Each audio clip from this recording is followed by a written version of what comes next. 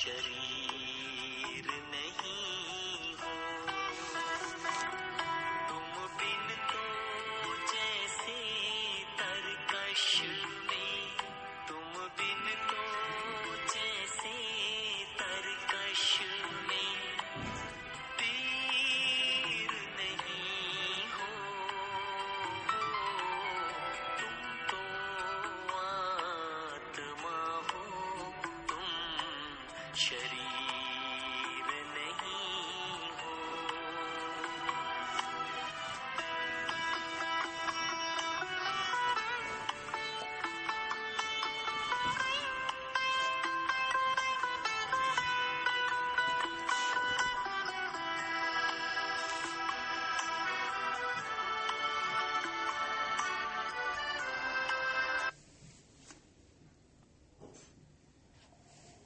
ओम शांति।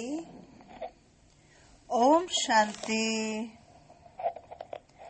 आज 10 नवंबर 2020 के साकार बाबा के महावाक्य हैं।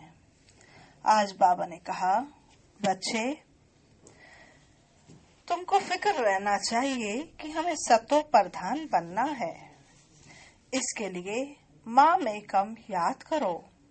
देह सहित देह के सर्व संबंधों को छोड़ एक बाप को याद करो। अकेले ही इस धरा पर आए थे, अकेले ही जाना है। अशरीरी आए थे, अशरीरी होकर ही जाना है। बाबा कहते, कहाँ भी बैठो धंधा आदि भल करो, परंतु अपने को आत्मा समझकर बाप को याद करते रहो। याद की यात्रा में गफलत नहीं करनी है। माया ने आत्मा के पंख तोड़ डाले हैं। आत्मा है सबसे तीखा रॉकेट, परंतु छोटा रॉकेट। 84 जन्मों का पाठ आत्मा में नुदा हुआ है। आत्मा में ही मन बुद्धि है। आत्मा ही जाती है, शरीर नहीं जाता है। शरीर तो यहाँ ही जलकर राख हो जाता है। आत्मा ही पड़ती है। बच्चे, शिव बाबा भी आत्मा है, परंतु उनको परम कहते हैं। वह भी बहुत छोटी बिंदी है। उनको ज्ञान का सागर कहते हैं। तुम आत्मा चाट रखना चाहते हो, परंतु माया चाट रखने नहीं देती। तुम माया के चंबे में आ जाते हो। आत्मा निर्लेप नहीं है, ना ही आत्मा परमात्मा है। हर एक चीज पहले सतो प्रधान होती है, फिर रजो तमो प्रधान होती है। बच्चे, तुम्हें बाबा को फॉलो कर नंबर 1 लेकर संपूर्ण फरिश्ता बनना है। आप रोज ज्ञान का मनन चिंतन करो तो तुम्हें खुशी मिलेगी और उस खुशी से तुम्हारा जीवन शक्तिशाली बन जाएगा। आज के महावाक्यों का सार है, मीठे बच्चे, आत्मा को सतो प्रधान बनाने का फुरना रखो, अर्थात फिक्र रखो। कोई भी खामी रह न जाए, माया गफलत न करा दे। बाबा ने प्रश्न पूछा, तुम बच्चों के मुख से कौन से शुभ बोल सदा निकलने चाहिए? उत्तर, सदा मुख से यही शुभ बोल बोलो कि हम नर से नारायण बनेंगे, कम नहीं। हम ही विश्व के मालिक थे, फिर से बनेंगे। लेकिन यह मंजिल ऊंची है, इसलिए बहुत बहुत खबरदार रहना है। अपना पोता मेल देखना है। एम ऑब्जेक्ट को सामने रख पुरुषार्थ करते रहना है। हार्ट फेल नहीं होना है। ओम शांति।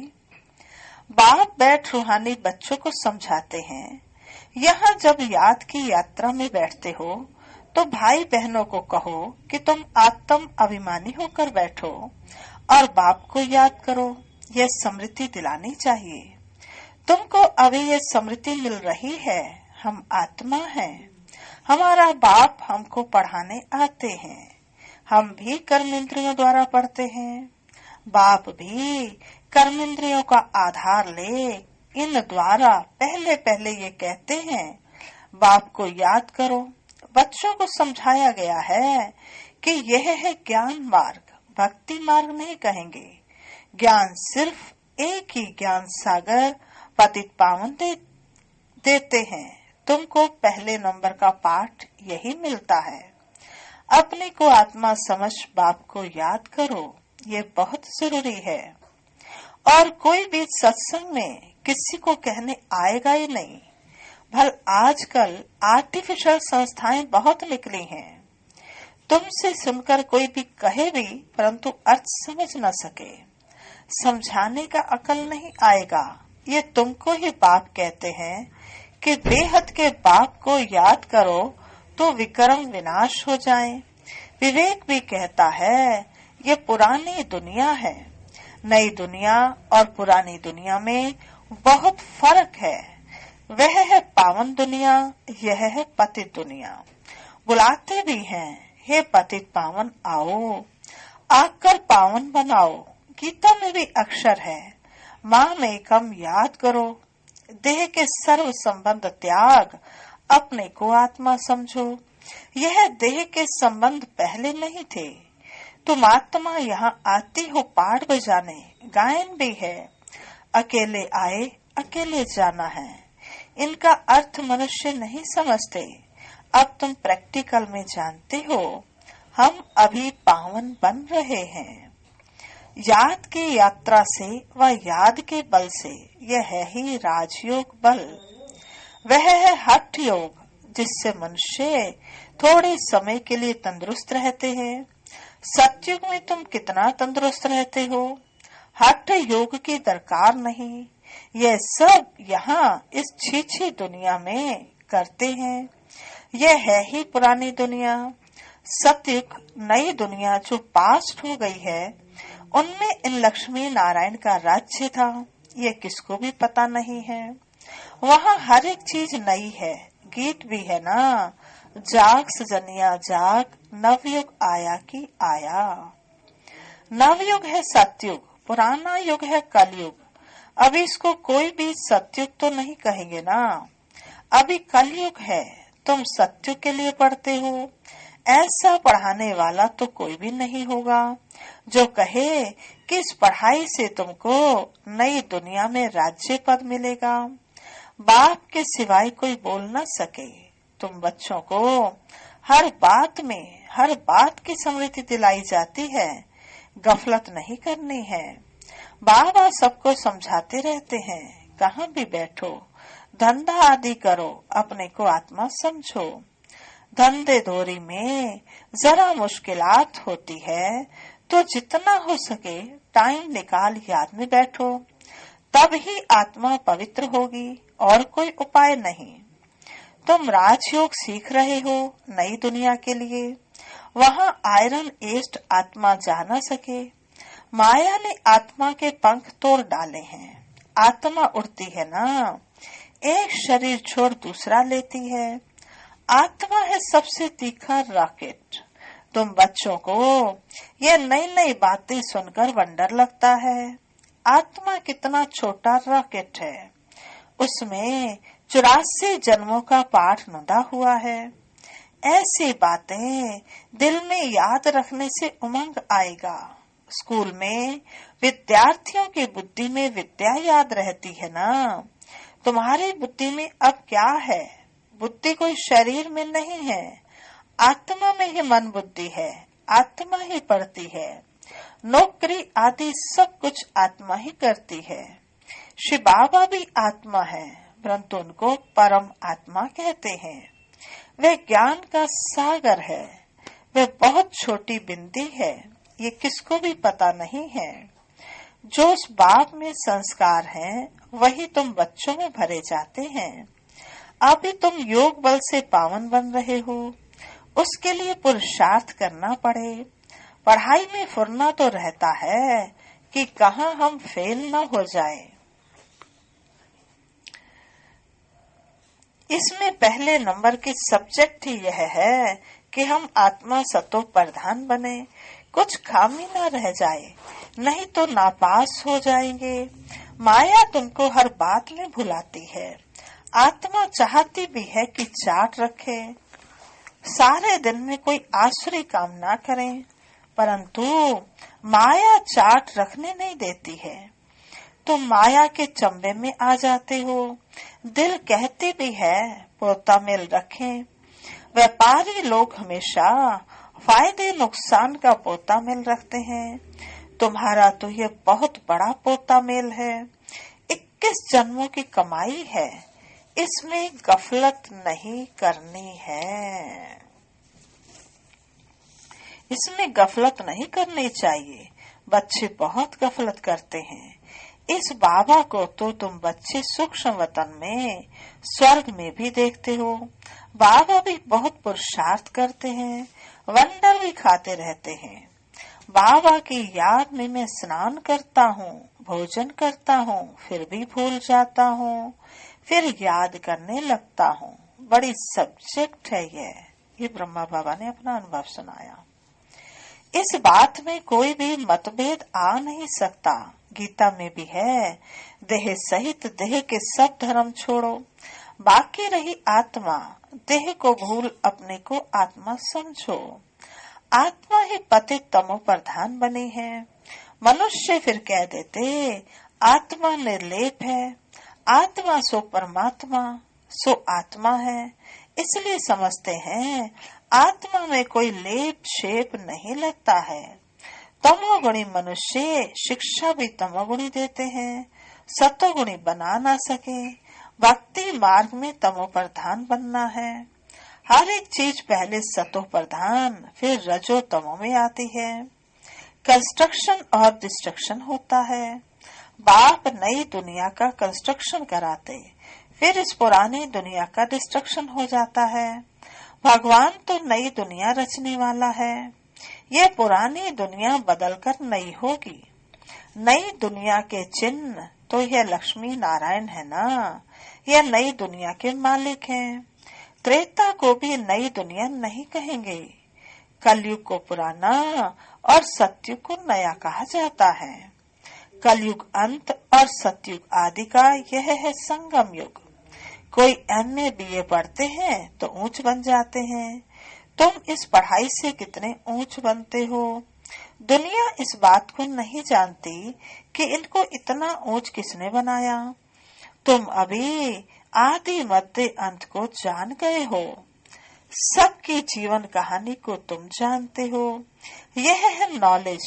भक्ति में नॉलेज नहीं है, सिर्फ कर्म कांड सिखाते हैं। भक्ति तो अथाह है, कितना वर्णन करते हैं।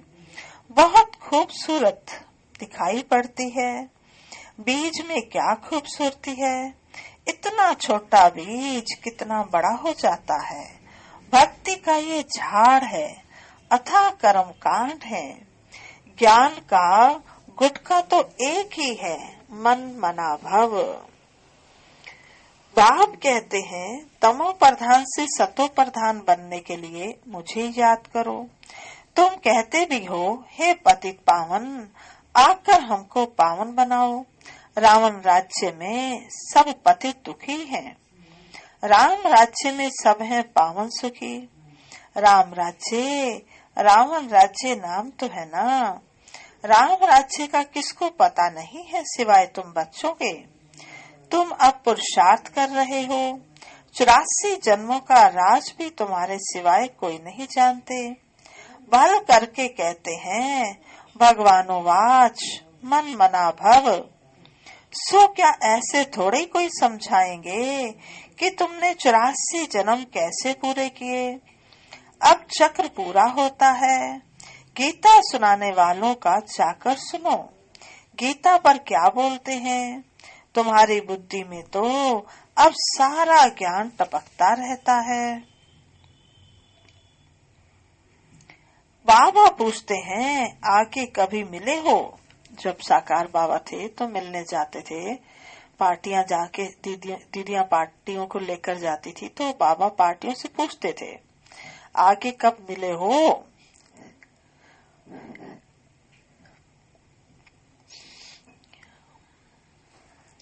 तो दीदियां भाई बहनों को पहले से सिखा कर जाती थी कि बाबा ऐसे पूछेगा तो कह देना कि हाँ बाबा कल पहले भी मिले थे। तो बाबा कई बार पूछ लेते थे, कोई बाबा को अगर लगता था ना ये तोते की तरह रट के आया, तो बाबा अन्य क्वेश्चन भी पूछ लेते थे। तो अन्य क्वेश्चन क्या पूछते थे सुनो। कहते हैं हाँ बाबा कल पहले मिले थे। बाबा पूछते हैं और तुम उत्तर देते हो अर्थ सहित, ऐसे नहीं तोते मिसल कह देंगे।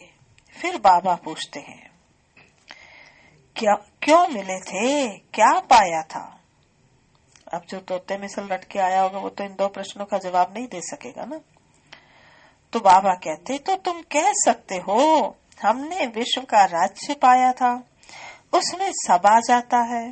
फल तुम कहते हो नर से नारायण बने थे, परंतु विश्व का मालिक बनना, उसमें राजा रानी और डीटी डायनेस्टी सब हैं, उनका मालिक राजा रानी प्रजा सब बनेंगे। इसको कहा जाता है शुभ बोलना। हम तो नर से नारायण बनेंगे, कम नहीं। बाप कहते हैं हाँ बच्चे पूरा पुरुषार्थ करो, अपना पोता मेल भी देखना है। इस हालत में हम ऊंच पद पा सकेंगे व नहीं। कितनों को रास्ता बताया है, कितना अंधों की लाठी बना हूँ। अगर सर्विस नहीं करते तो समझना चाहिए हम प्रजा में चले जाएंगे।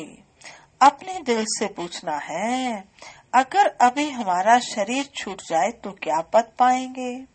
बहुत बड़ी मंजिल है तो खबरदार रहना चाहिए। कई बच्चे समझते हैं बरोबर, हम तो याद ही नहीं करते, तो फिर पोता मेल रख कर क्या करेंगे। उसको फिर हार्ट फेल कहा जाता है। यह पढ़ते भी ऐसा ही है, ध्यान नहीं देते।